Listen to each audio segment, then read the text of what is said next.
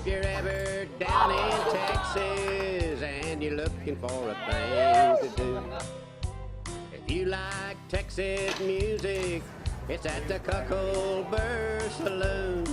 On a Saturday night, everything gets right. The entertainers are starting to play.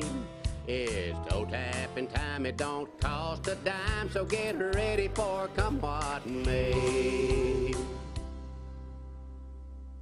That's a General Electric light display, but all these light bulbs would light up. A friend of mine gave me that. It's a cross between a wild hog and a Texas Longhorn.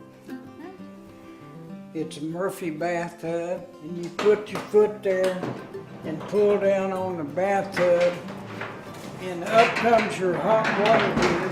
One day I was standing about here, and an old boy walked in, and he wanted to know if I needed a bathtub. I wanted to look at it, and I looked in there, and this bathtub was in there, and I like to have a heart attack.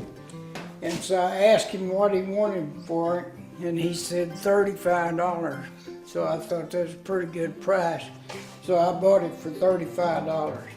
Take the hat band and turn it out and stick it in here, and then you have MA on the hat band.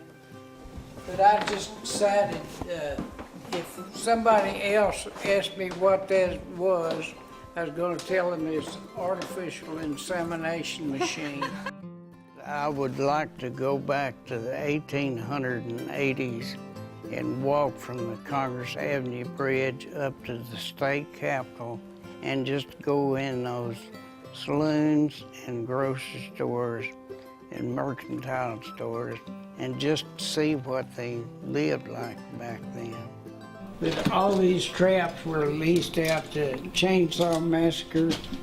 I think I leased out over 60 traps for that particular movie. They came from secondhand lines. That is just such a good Did you see that movie? I did. That will just be a treasure to have from the old store, too. Yeah. Thank you so much. But I think Moody's the only person who in those days had the vision to know that someday people would treasure that stuff that everybody else was thinking was just old rusty junk and so on. You know, most of us will go out and get one horse bit. Moody would get 100 horse bits. He said, oh, you couldn't find a place to tie your horse. Every hitching post was tied up. You couldn't even find a place to tether your horse. And I didn't know what tether meant. But since then, I've found out what a tether is, and I've got about 80 or 90 of them in my collection. Well, most of the children nowadays, they're more interested in computers and telephones and things like that, where I don't blame them. That's a going thing nowadays. And I don't own a computer and don't want to own one and hope never have one.